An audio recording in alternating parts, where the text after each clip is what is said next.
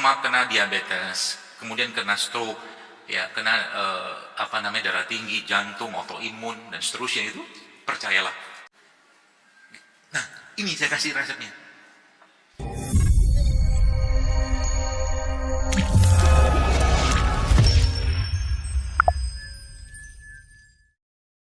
Ya, perbanyaklah perbendaharaan doa-doa kita.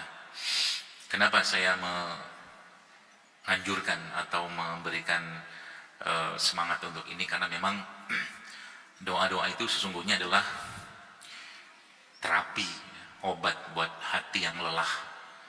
Obat apa? Doa-doa itu sesungguhnya adalah obat bagi jiwa-jiwa yang sudah letih dengan dunia ini. Apalagi orang-orang yang belum tahu atau mungkin tidak tahu tujuan hidupnya.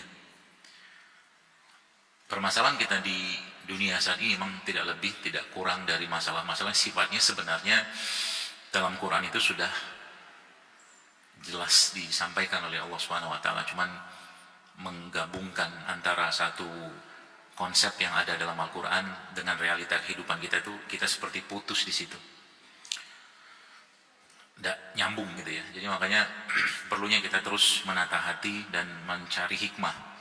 Jadi kalau tadi saya sampaikan di awal bahwa hidup itu akan menjadi sangat indah, bahkan dalam tema kesehatan tentunya sebenarnya nggak usah ribet-ribet. Ya. Orang sekarang ada orang yang bahkan terobsesi dengan sehat. Terobsesi dengan sehat itu gambarannya gini ya. Dia pergi jogging, langkahnya dihitung. Dia pergi nge-gym, katakanlah kalorinya dihitung. Semua dihitung sama dia. Ini orang susah sehat beneran. Susah beneran sehat. Kenapa? Itu terobsesi gitu loh.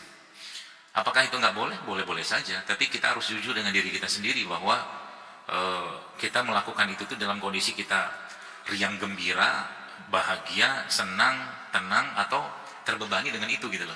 Kalau kata terbebani itu ada dalam apa yang kita kerjakan, maka yakinlah bahwa jiwa kita atau mungkin jasadnya kita pasti akan terbebani. Ya, makanya semakin hari saya belajar dan menyelami bagaimana tubuh manusia ini atau kita ya secara khusus ya, maka saya bisa sampaikan ternyata sehat itu mudah, beneran mudah. Apalagi dalam tema seorang wanita atau muslimah perempuan. Ya. Wanita itu memang diciptakan Allah aslinya, kemampuannya untuk tahan banting dengan dunia ini tuh dengan keadaan kehidupan Anda itu sudah sangat-sangat Masya Allah ya. Saya kadang-kadang mikir gitu kan, kenapa Nabi itu mengatakan sebaik-baik laki-laki atau lelaki atau suami adalah yang paling baik, khairukum li ahli, kata Nabi. Saya kadang mikir, kenapa seorang laki-laki itu harus baik terhadap seorang istri atau mungkin keluarganya, khususnya perempuan. Karena memang hidup Anda tuh gak gampang. Hidup Anda sebagai seorang wanita tuh tidak mudah beneran. Saya ya mungkin, karena kita kan beda jenis gitu. Saya tidak mengalami menstruasi tiap bulan. Saya tidak melahirkan, saya tidak menyusuin gitu kan. Sedangkan Anda berjibaku luar biasa dengan itu semua. Tiap datang bulan atau haid, menstruasi, ada namanya premenstrual syndrome. Sindrom-sindrom yang berkaitan dengan keadaan dirinya sebelum menstruasi itu. Nanti menjelang menopause ada lagi pula PMS, premenopause syndrome. Belum lagi cerita bagaimana keadaan hati, jiwa, dan raganya itu begitu luar biasa yang terbebani dengan bawa bayi dalam kandungan gitu loh. Maka memang wanita itu memang sangat amat layak disayang, dikasihani, diurus ya. Supaya apa? Supaya dia bisa kokoh gitu kan. Karena memang kalau wanita itu nggak punya nggak tahu tentang perannya dia di dalam dunia ini zaman sekalian, maka kehidupan itu akan sangat berat. Saya kadang-kadang nyoba ya. Ini obrolan di awal ini, pembahasan di awal ini tuh, saya mencoba menyelami sebenarnya jadi wanita tuh gak gampang. Beneran gak gampang. Ya, tadi itu, karena memang Anda harus banyak berhubungan dengan perasaan. Ya. Dan perasaan yang saya sebutkan di sini tuh, kalau saya tarik agak lebih dalam, pasti akan berhubungan dengan hormon. Pasti, nggak mungkin nggak. Tidak ada perasaan, tidak ada emosi tanpa hormon, tidak ada hormon tanpa emosi. Konsepnya begitu. Tidak ada hormon tanpa emosi, tidak ada emosi tanpa hormon. Maka ya lagi-lagi saya sampaikan di sini bahwa menghadapi itu semua tuh katakanlah saya gitu kan, coba gendong anak berapa jam gitu kan, capek, capek, ya. Sehingga kalau ibu-ibu itu kan lagi hamil itu kan nggak bisa ngapa-ngapain, nggak bisa ngapa-ngapain. Maksudnya gimana? Anggaplah berat janin yang ada dalam kandungan dia itu 1,5 kilo kalau di kehamilan awal.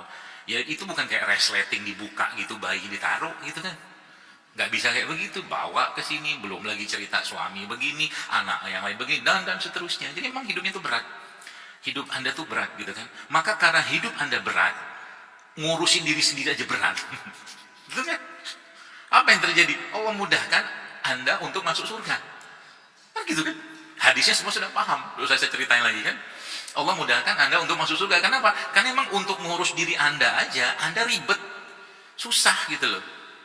Sehingga yang terjadi apa? Ya ada kemudahan-kemudahan yang lain. Contoh kami misalkan, dalam tema ibadah. Jangan pernah bertanya. Bukan nggak boleh bertanya sih. Suami atau laki-laki sholat ke masjid, datang dari rumah. Katakanlah gitu kan.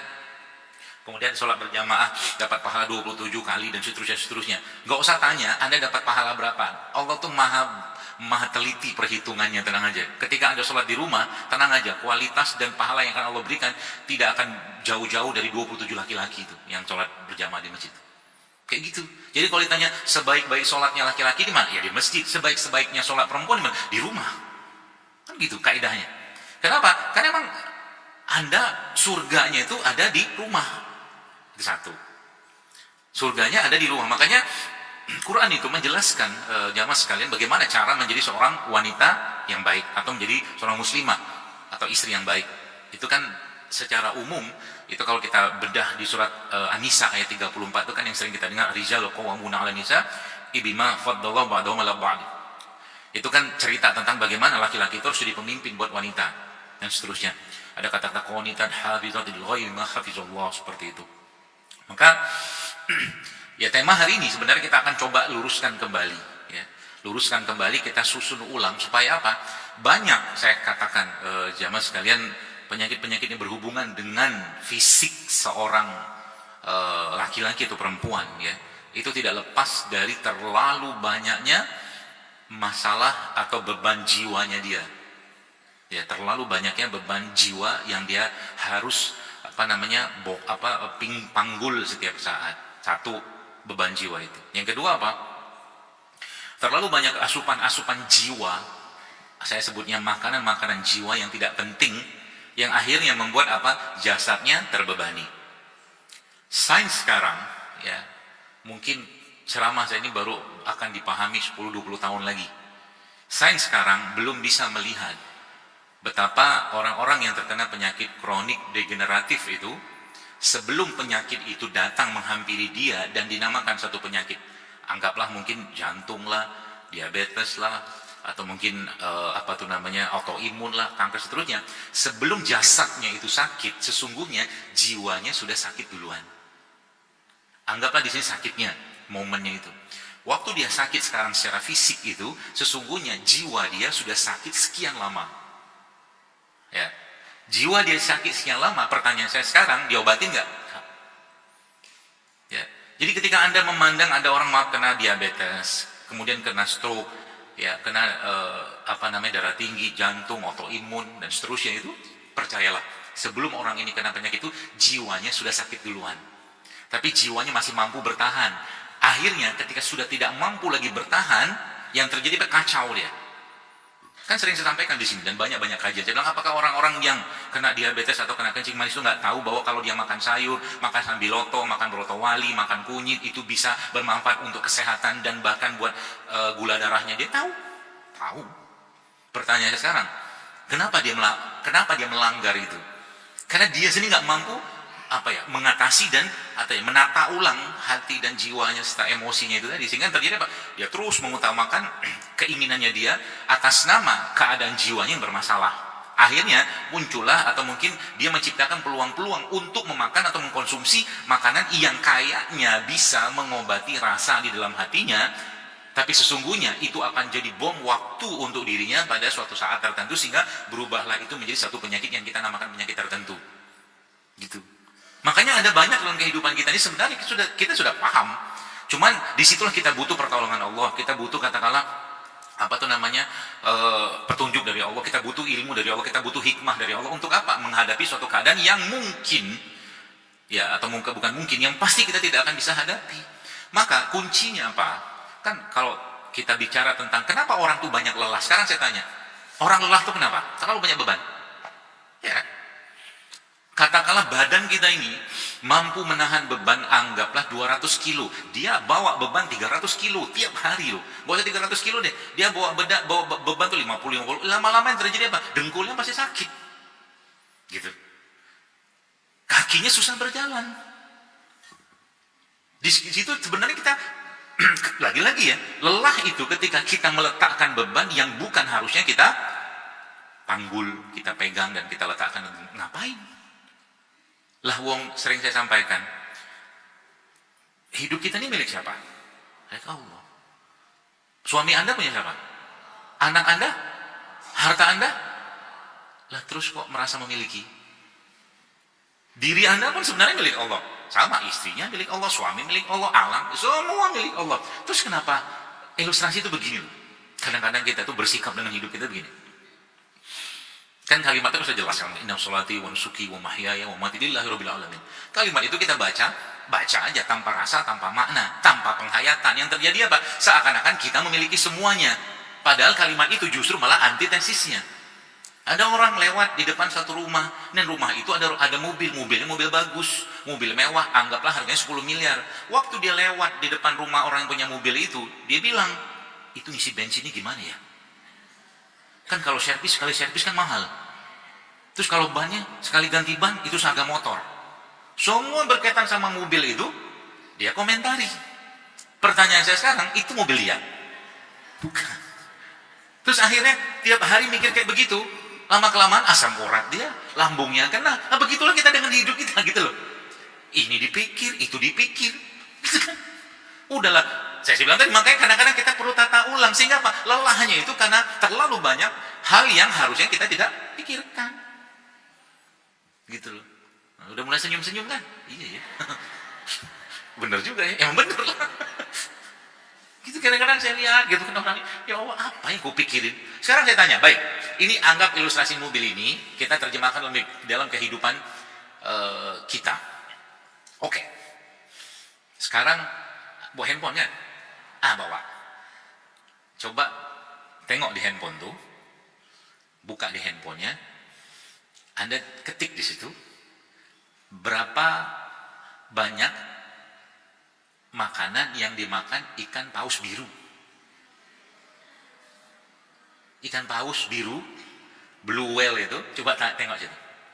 Saya udah lihat, makanya saya tahu. Berapa banyak ikan paus biru itu makan? Berapa ton? Ada? Berapa ton? Hah? 14 ton? 16 ton? Nah itulah. 16 ton lah, anggaplah misalnya ya. Berapa lama? Sehari? Sehari? Terus siapa yang ngasih makan? Berapa banyak gak itu? Banyak. Terus ada orang mikir, sibuk mikir, gimana rezekiku ya? Nggak nyambung gitu loh. Sedangkan rezekinya kita, kata Nabi SAW, sebagaimana maut mengejarmu, kata Nabi, maka demikian juga rezeki itu akan mengejarmu. Sampai tutup usia, rezeki itu akan dicukupkan sama Allah. Ada nggak ada yang perlu kita khawatirkan tentang rezeki? Supaya kita dapat rezeki, caranya gimana? Ya, begini ilustrasinya ya. Ini supaya nggak lelah gitu ya. Mikirnya nggak penting. Kalau Anda mau dapat ikan 1-2, ambil pancing, pergilah mancing di laut, di sungai, dapat 1-2 ikan. Oke, mau agak banyak sedikit, ambillah jala, juk, dapat ikan agak banyak. Mau agak banyak sedikit, kita bawa perahu agak besar. Mau banyak lagi, bawa kapal ikan, dan seterusnya. Itu kan akal. Maka dikasih akal kitanya. Supaya apa? Mikir. Kalau kan Allah, kan dalam afala ya'qilun, gitu. Allah kan gitu kan? Mikir nggak kalian tuh, kata Allah gitu loh. Supaya apa? Supaya hidup kita itu nggak usah memikirkan beban-beban yang bukan ada atau bukan harusnya kita pikirin. Itu. Nah, lelahnya kita balik-balik itu. Kenapa?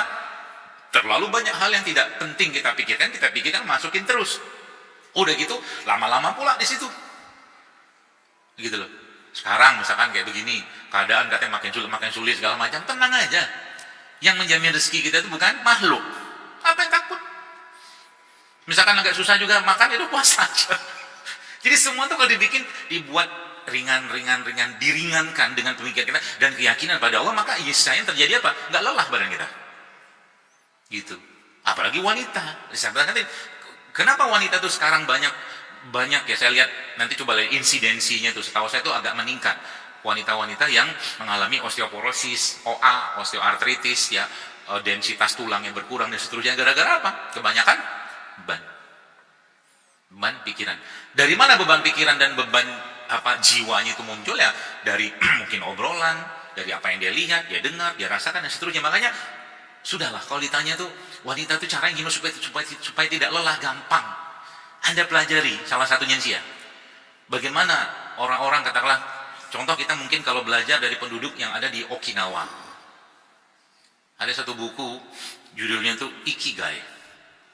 Pernah baca buku itu? Buku tuh bagus. Jadi intinya tuh hidup sederhana aja. Orang-orang yang ada di Okinawa itu, kalau sekarang kan orang luar biasa terobsesi dengan produk-produk anti penuaan. Ya kan? Ini beli kolagen, suntak-suntik lah, makan lagi, tempur segala macam gitu kan.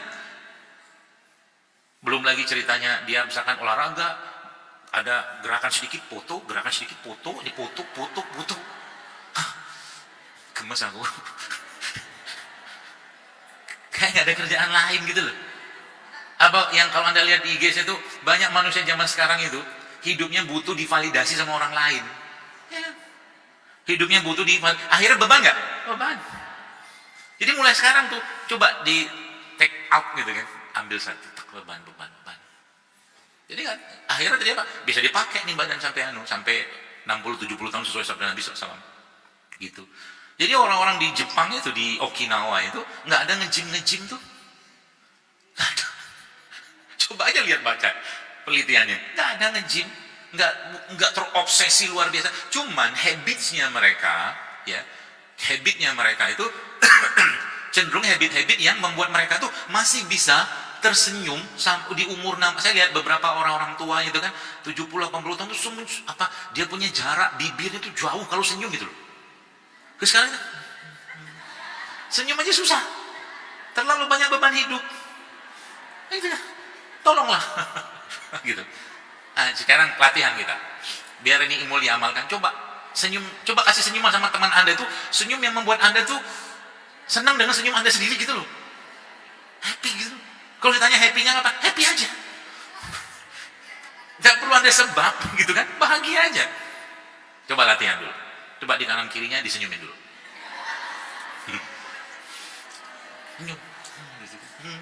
Jadi orang lihat kita tuh senang gitu loh. Saya tuh ya, apakah saya nggak ada masalah? Adalah mana mungkin nggak ada masalah. Tapi ada salah satu dulu waktu saya masih megang satu organisasi itu, kata salah satu ketua daerahnya, dia bilang, wah kalau Pak Ketua datang, semua masalah selesai gitu. Datang doang, belum saya selesaikan masalahnya. Ketua datang, semua masalah selesai. Ketua pulang, masalah kembali lagi. Tapi sudah, alhamdulillah gitu kan. Kehadiran kita itu mungkin dengan vibes positifnya kita, dengan senyum kita, dengan lantangnya bicara kita, itu tuh membuat orang tuh merasa kayak kecas. Maka memang dalam Islam itu kita disuruh milih-milih teman. Nabi pun sudah bilang, pilih-pilih teman. Kenapa? Iman kalian itu, kata Nabi SAW, tergantung dengan siapa kalian bergaul. Maka jangan cari teman yang tiap hari kerjanya ngeluh. Gimana, ngapain? Jangan cari teman yang tiap hari isi postingannya atau mungkin status WA-nya, SW kalau misalkan, status WhatsApp-nya itu, status WhatsApp mengomentari keadaan. Ini naik, itu naik, semua naik. Habis energi Anda di situ. Daripada gitu ngapain? Ada tanah agak nganggur sedikit, cangkul-cangkul sedikit, tanam di situ. Itu obat. Makanya orang-orang yang saya baca di Okinawa tuh mereka tuh nggak jauh-jauh dari tanah. Apalagi perempuan. Anda ini kan sebenarnya karakternya kan, kalau nanam tuh cepat tumbuhnya. Kalau nanam, beberapa sih, nggak semua. Ada yang berantakan juga ada. Tanam mati ada juga. Gitu. Jadi apa ya, lama-lama tuh kan satu demi satu bebannya hilang. Sudahlah, mau diapain? Kalau emang ada masalah gimana? Ya kita hadapi nanti. Tapi makanya kita tuh nggak disuruh Allah memikirkan tentang masa depan. Kok sehari ini aja kau pikirin. Kau pikirkan aja kayak kita naik mobil gitu ya.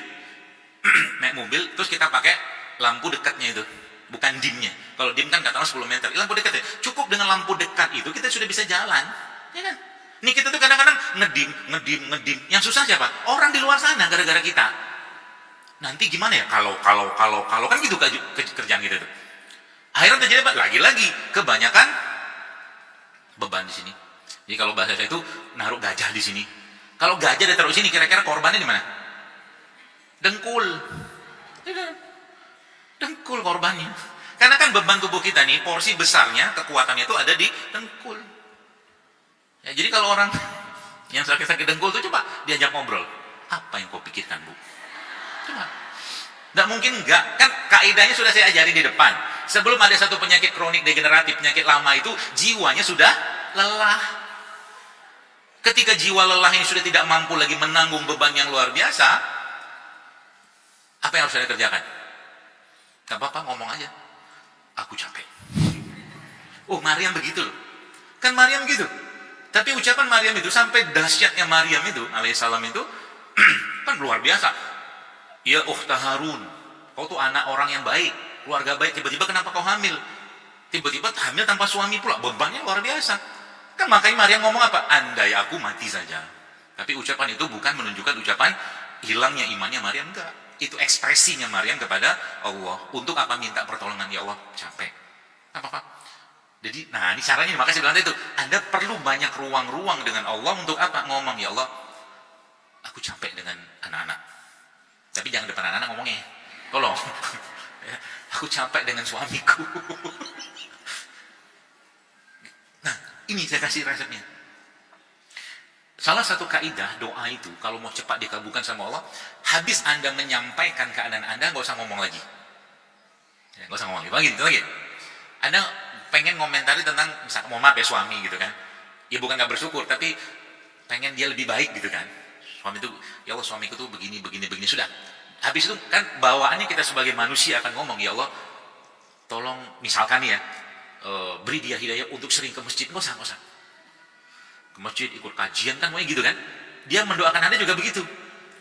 Ya Allah, pengen juga istriku tuh yang paham diriku gitu kan. Aku pulang disiapin teh, disiapin baju, kain sarung, pakaian dalam, ditanyain mau teh atau kopi mas. Nah gitu kan. Jadi nasib kita tuh sama. Anda menginginkan kesempurnaan pada suami Anda menginginkan. Terus ketemunya di mana? Fasbir sabron jamila. Udah sabar aja lah. Gak bakal juga. Ya ngarepin istri gitu kan. Apa suaminya pulang gitu. Mas capek ya. Sini aku pijitin.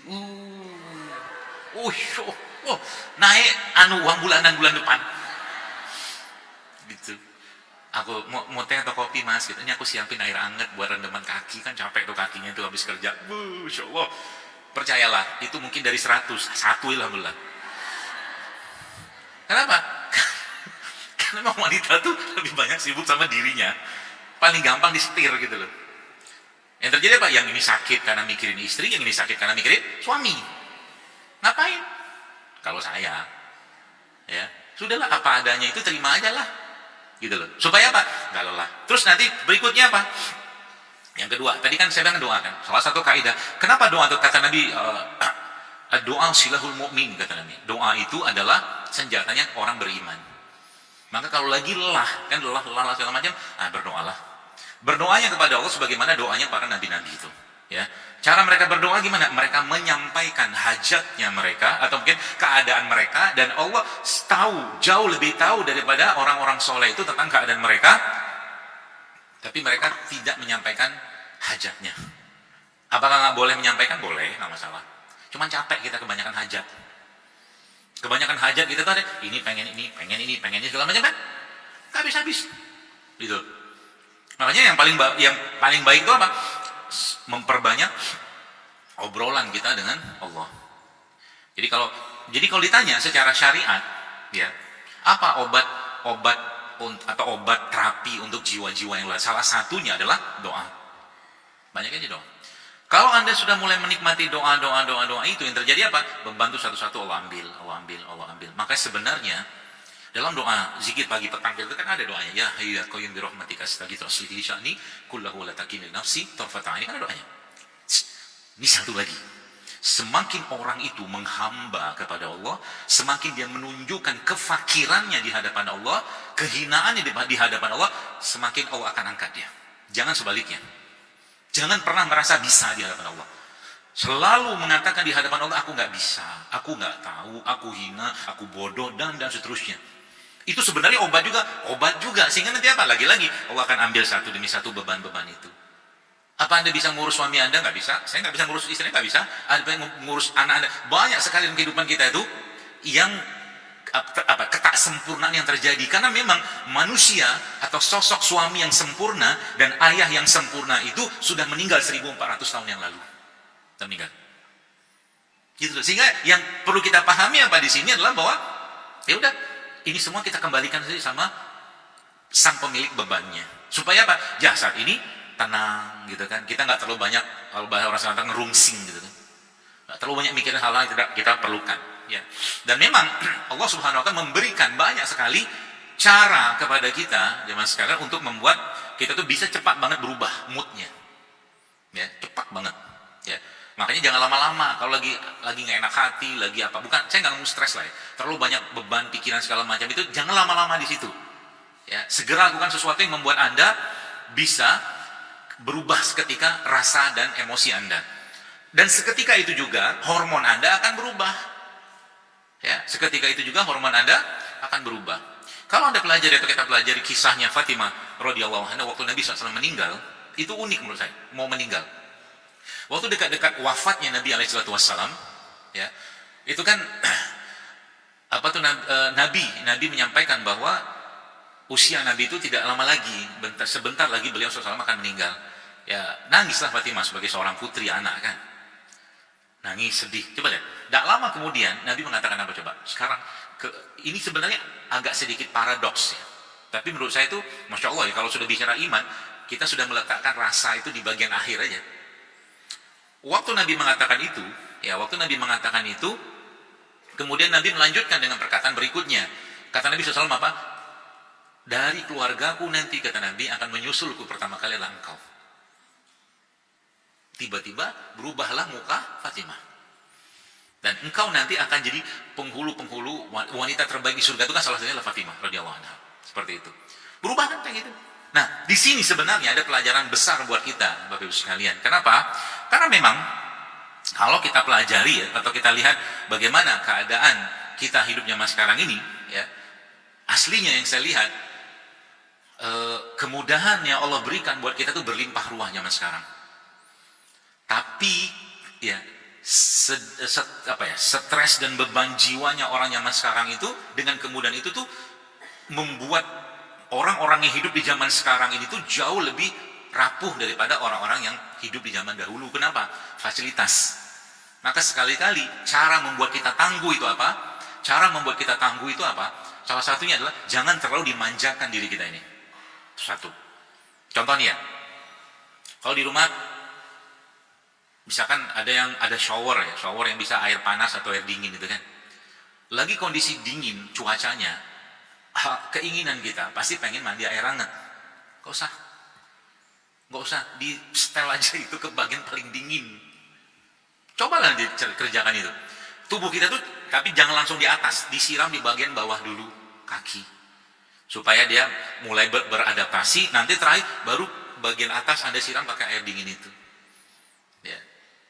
Yang kan kalau ke kanan kan paling dingin tuh, kiri paling panasnya gitu kan. Dingin aja. Udah kayak gitu gimana? Nih, nikmati hidup. Jadi tubuhnya diajak ngobrol. Nikmati hidup tuh kayak begini, nggak selalunya semua sesuai dengan keinginan kita. Jadi ngobrol dengan diri kita tuh bagus. Saya kemarin kejedut busur panah.